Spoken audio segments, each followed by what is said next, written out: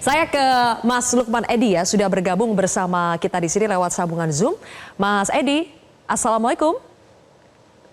Waalaikumsalam warahmatullahi wabarakatuh. Oke. Mas Edi ini dalam 2 hari terakhir menjadi headline karena setelah lama tidak muncul, kemudian Mas Lukman Edi tiba-tiba dipanggil oleh PBNU untuk dimintai keterangan mengenai pendalaman konflik yang terjadi antara PBNU dengan PKB. Saya harus tanya dulu Mas Edi, ketika Anda dipanggil oleh tim 5 PBNU, itu Anda dalam kapasitas apa? Oh, ini mesti nanyanya ke PBNU ini ya. Kenapa saya dipanggil, tapi memang waktu saya dipanggil itu saya diminta untuk menjelaskan sejauh mana keterlibatan saya di Partai Kebangkitan Bangsa. Saya jelaskan ya, bahwa saya itu di PKB itu semenjak partai ini berdiri gitu.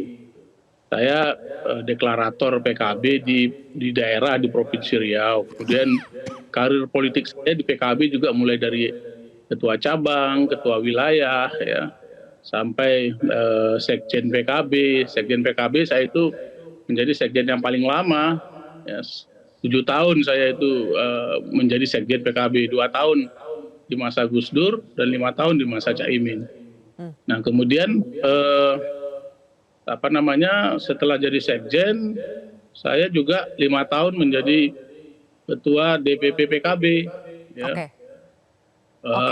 Tapi kan masalahnya begini ya Mas Edi, ketika kami konfirmasi juga ke Gus Jazilul, disebut bahwa tidak relevan juga memanggil Anda karena Anda sudah 10 tahun tidak di PKB. Jadi bagaimana bisa mewakili PKB? Jadi pertanyaannya sebetulnya apa yang didalami PBNU dari Anda yang disebut oleh kepengurusan sekarang itu tidak aktif lagi di PKB? Tahun itu dihitung dari mana? Saya 2014-2019 masih ketua DPP PKB. Menjadi pimpinan Komisi 2. Ini teman-teman saya semua ini, Pak Marwan Dasopang, Bang John Kennedy, ini teman-teman saya semua di DPR. Saya itu menjadi nonaktif di PKB karena saya kemudian menjadi komisaris di Badan Usaha Milik Negara BUMN. Ya, karena di BUMN itu kan nggak boleh merangkap jabatan dengan pengurus partai politik. Ya, sehingga kemudian saya tidak masuk dalam kepengurusan partai politik. Ya Pak Jazil mungkin lupa ya, sudah mungkin terlalu banyak urusan sehingga lupa ya. Oke, tapi apa yang didalami sebetulnya, keterangan apa yang Anda sampaikan soal, ini kan katanya mau mendalami konflik antara PKB dengan PBNU. Untuk Anda yang sudah tidak aktif lagi lama karena tadi sudah menjadi komisaris begitu ya, apa yang bisa Anda sampaikan? Memangnya menurut Anda apa akar masalah konflik PKB dengan PBNU? Ya kita sebagai orang dalam ya tentu kita mempelajari, merasakan proses-prosesnya itu di internal PKB seperti apa. Bahkan proses di internal PKB itu semenjak pendirian tahun 98 sampai sekarang saya terus mengikuti ya. Nah mungkin PBNU merasa karena perjalanan panjang saya itu di PKB itu wajar kemudian dimintain keterangan ya, supaya mendapatkan penjelasan yang komprehensif gitu ya, baik dari sisi sebagai seorang aktivis PKB maupun hari ini misalnya orang di luar pengurus PKB tapi terus melakukan komunikasi dengan internal PKB ya, makanya kemudian PBNU merasa berkepentingan memanggil saya. Dan saya menurut saya juga apa yang saya sampaikan kepada PBNU kemarin dipanggil itu cukup komprehensif juga. Ya, saya bawa semua dokumen-dokumen yang saya punyain berkenaan dengan pembentukan PKB, sejarah PKB, kemudian beberapa dokumen anggaran dasar, mulai anggaran dasar ketika pembentukan, anggaran dasar ketika Ancol, ya, muktamar PKB di Ancol, anggaran dasar ketika muktamar PKB di Bali.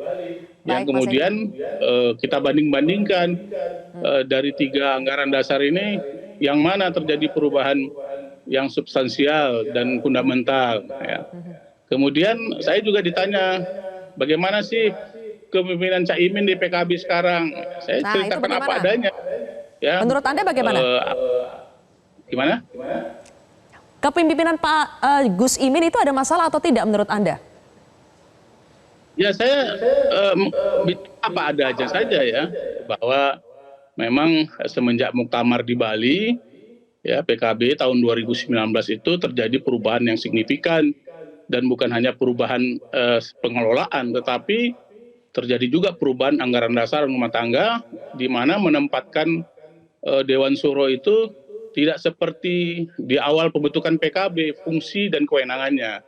Boleh dikata bahwa eksistensi dan kewenangan Dewan Suro di PKB itu semenjak muktamar di Bali itu sebagian besar dihilangkan dalam anggaran dasar rumah tangga.